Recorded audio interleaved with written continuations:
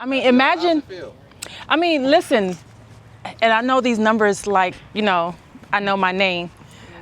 Between 2029 and 2030, there's going to be 329 units between here and Davison.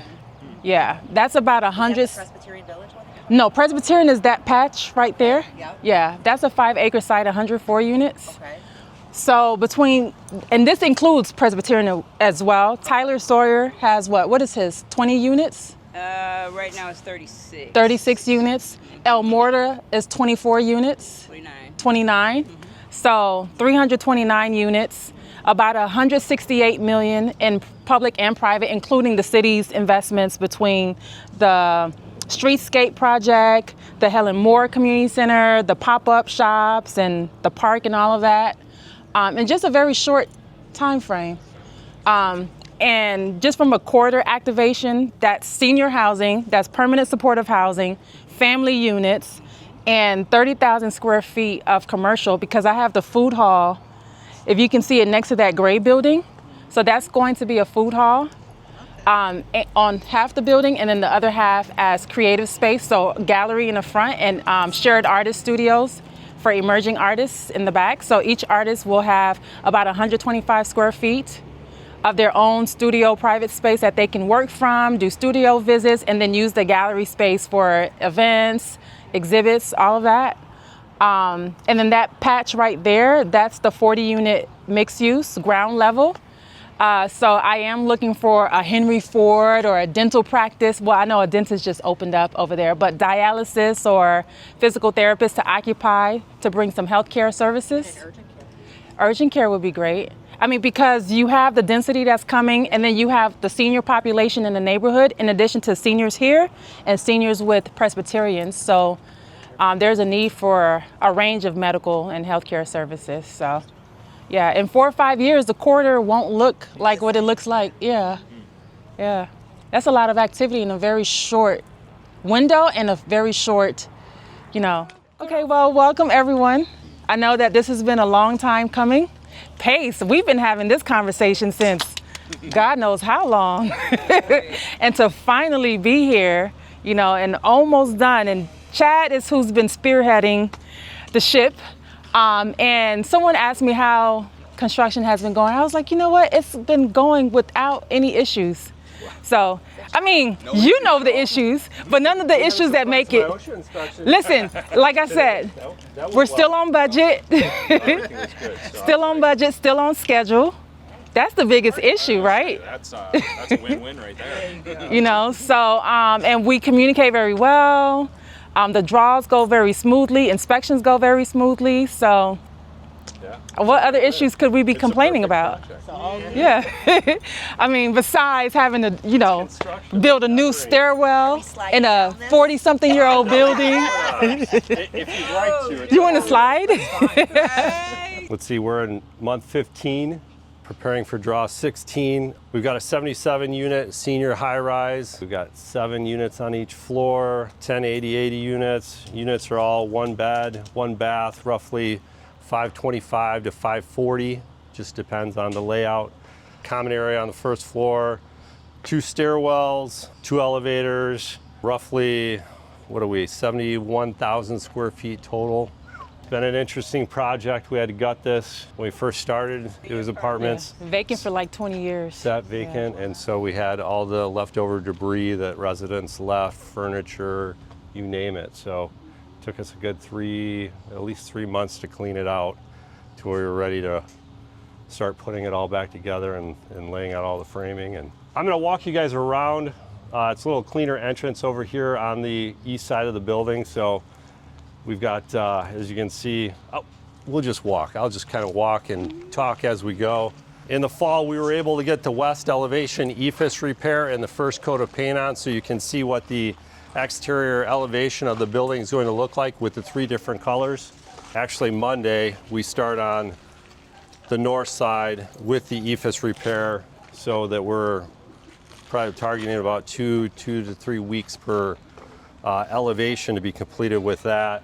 This area that's torn up right now, we've got we're prepping right now. We had to change out some conduit and electrical for a new 200 kilowatt generator that's going to get installed. But we're waiting for engineering from DTE Gas right now to bring the new gas line, which had to be increased because we had to increase our generator, so we had some minor changes there. So hopefully within the next 2 weeks we'll get we'll be able to start backfilling these trenches and pour the new pad, pour the concrete sidewalk that'll go in here, and this west elevation, or the west side of the building, will be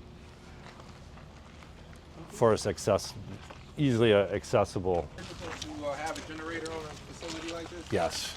Yeah, it's a requirement. Yeah, all high rises.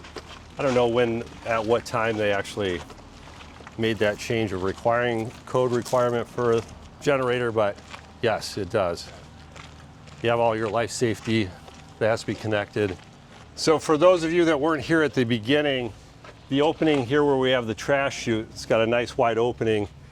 That was our staging area. So we have this mega lift that's behind us. That'll go up 110 feet, and that's got a big bucket on it. That's how we would load the building.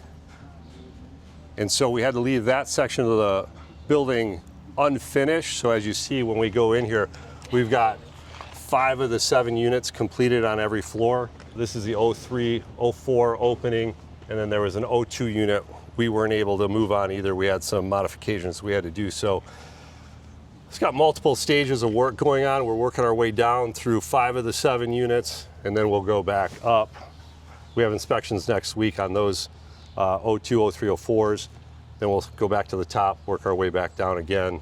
These rehabs are not lineal as like a typical new construction from start to finish.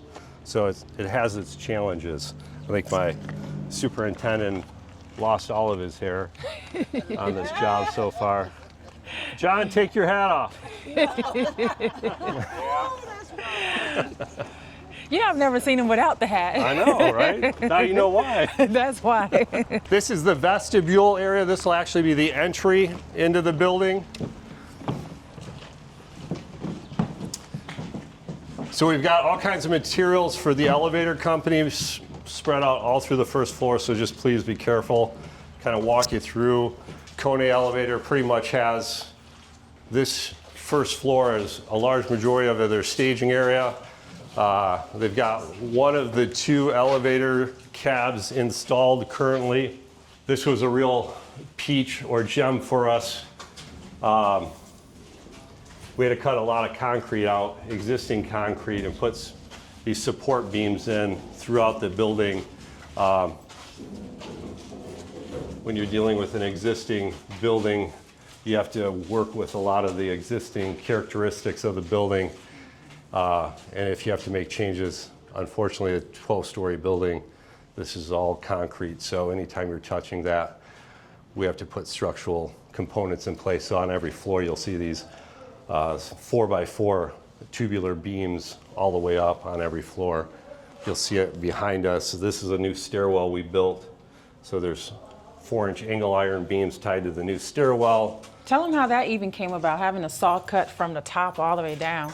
So, yeah, this was pretty interesting. We had a 20 by 16 opening we had to cut out on these. These are all 8-inch poured floors from 1976. So we had to cut out 20 by 16 openings so we could build this new stairwell from the 12th floor all the way down. So that was quite an experience. Yeah. It was. Good training. Right. I'm worth so much more now. I'm going to tell my boss that. Right?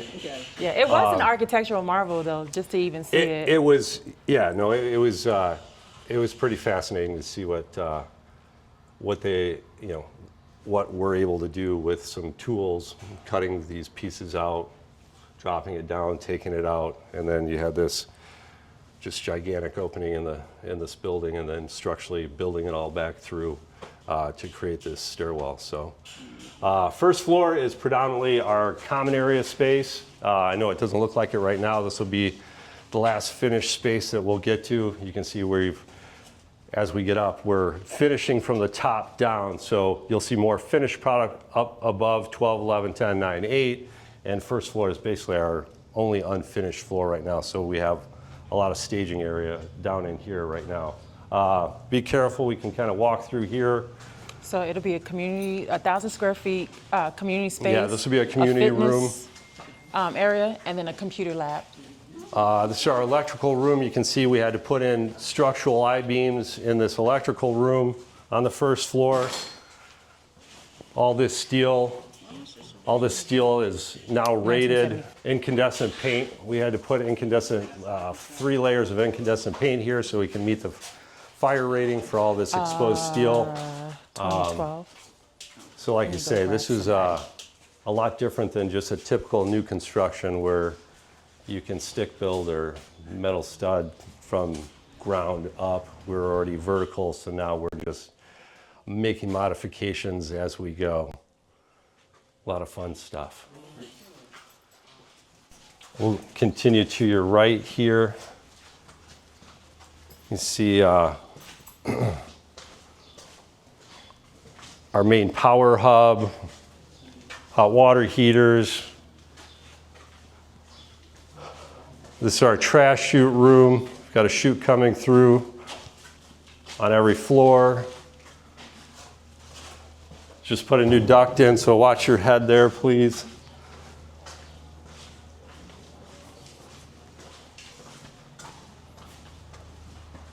Fire pump control room. The tough part about these buildings is you're only able to work with so much space that you already have. This has been a real interesting space to try and lay out with all this big equipment that has to fit in here. And everybody has to share that space. So that's been a room that everybody's had a few 138 units, discussions. but they were micro sizes, so just expanding them. These 2 areas right here, which is workspace for the elevator contractor right now, 2 bathrooms. We've got a fitness room behind you. And then I believe we have manager's office when you come in from the main entrance of vestibule over in this corner here. And then actually we just put these new stairs in about 4 weeks ago. So this was our working stairwell, original stairs that we started off with, everybody had to use. Then we got that built. We demoed this one, everybody moved to that stairwell. Now we have 2 stairwells. So if you're need to get your steps in, we'll do it today. You would want to go to the rooftop. It's a beautiful view of the entire city. Okay. Yeah, you can see all of the city. So 3rd floor, some cabinets, electrical.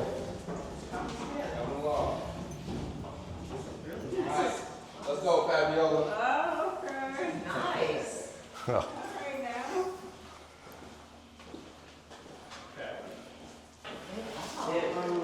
So this is the bedroom. Little closet. So imagine the original footprint was about 350 square feet. So that's why we went down from originally 138 units now to 77, just to expand. Yeah. Nice. Each have their own. Yeah.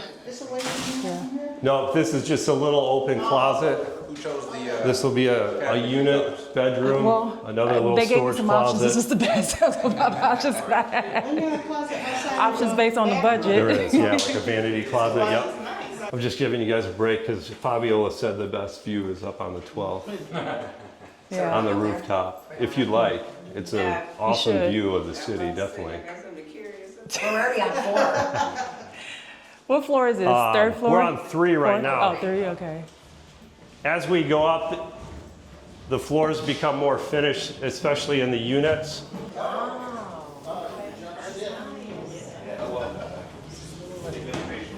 Yep. And we can pop into a couple different units because they're all going to be a little different just based on where they're set in the building and what the layout is, but basically every floor is stacked.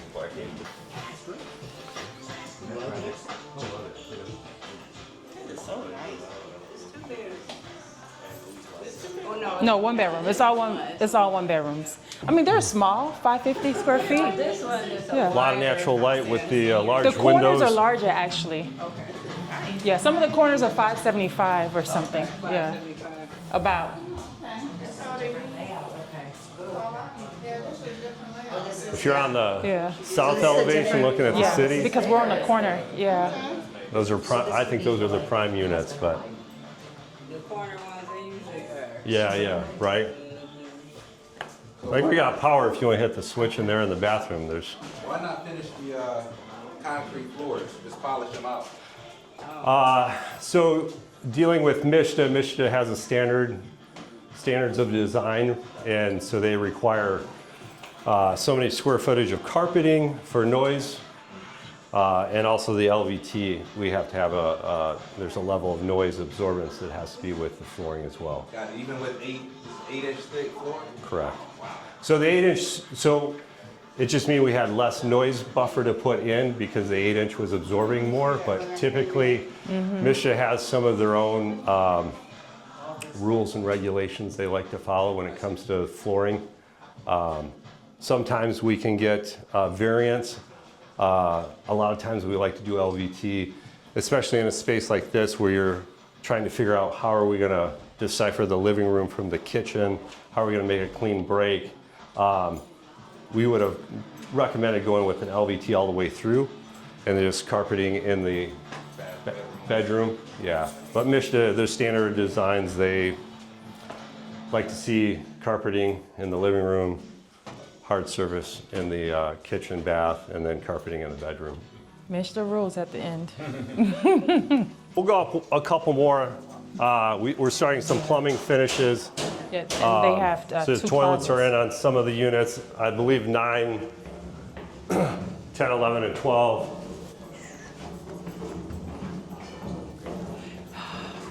Three more months. 3 more months. Yeah, it's been a long process. Yeah, we're right now. Yeah, we're in that finish mode. So usually the first 3 months and the final 3 months of every project are the heaviest lifting. Units say, how many elevators? 2. Yeah. And that was part of expanding them. So it's, yeah. Okay. Yeah. Halfway so there. they're service size. Okay. Yeah. So is the ceiling out here, It'll be exposed as well. Exposed as well? Okay. Yeah, unfortunately, except for even the ductwork? the ductwork. Yeah, we're at a limited 7.6 Yep. is our lowest finished height, and we're barely scraping it right there. So yeah, everything, predominantly everything in here is going to be exposed. Yep. Any budget busters? Budget busters, define that. Change orders. Oh yeah, definitely. A lot of the concrete work that we were doing, all the cuts. I mean, the magnitude of the concrete removal was. I don't want to say it was a bust, but we knew it was going to be there. Fortunately, we've got a 10% contingency, so we still have our contingency intact right now. Nice. So, knock on wood. I gotta find some wood. We're in the elevator, like we're dealing with the elevator now, so there's always going to be a little bit here and there with the elevator. Those are never perfect. So, but we're pretty comfortable with where we're at with the dollars and cents right now. So, all right, we'll sneak around the corner there. Would you say you're on track to finish it within the scheduled window of time? It's going to be a push, yes. I think obviously with any project like this, some of the challenges are final inspections, getting the whole building inspected, and all the life safety, fire suppression, elevators, all that fun stuff. So, did everybody go up? I think I heard you go up. Or did they go up to the, are they heading towards the roof? Yeah. All right, well, we'll just keep moving. It's going to get stuffier the further we go up. No kidding. 2 weeks ago when we hit 100, it was stifling in here. Thank goodness it cooled off. You go from one extreme to the other. We were running heat in here for 6 months, and the spring was extra cold, and then we get the extreme heat. I'm just gonna try and find you guys another unit to look at. Let's go around. I'll show you an unfinished unit, the 04 stack, which we were using as our loading area Watch your head. This is an actual unit, or is it a hallway? So this will be our vertical stacks for exhaust. So this is a common area. Okay. Yeah, so this will be closed off. So this is our 04 unit, which we had to leave open for a long time so that we could load all our materials in. Oh, the view is nice from here. Yeah, no, it's south elevation is a breathtaking view, definitely. These large open windows with natural light, you get a great view. Every other floor has a laundry room or a sitting area. This will be a laundry room. And then I believe we're on the odd floors. Are we on even right now? 10? 10, yeah. So the even floors will have the laundry. Odd floors will just be an open sitting space for residents. This is our new stairwell. We're now on the east elevation. Almost there. One to go.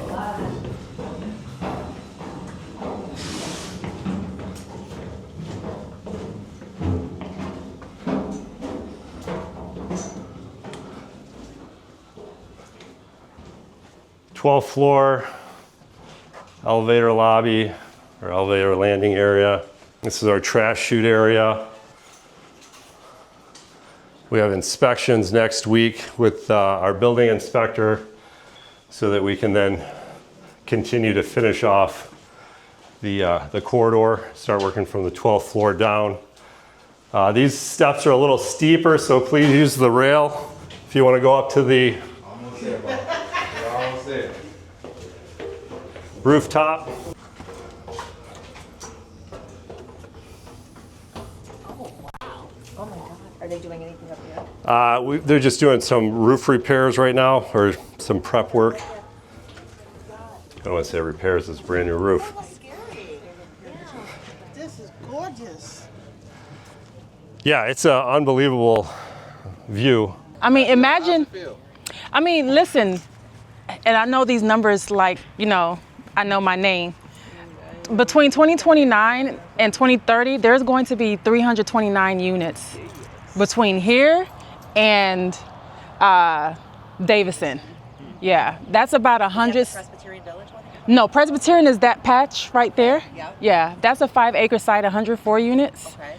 So between, and this includes Presbyterian as well. Tyler Sawyer has what is his, 20 units? Right now it's 36. 36 units. El Morta is 24 units. 29.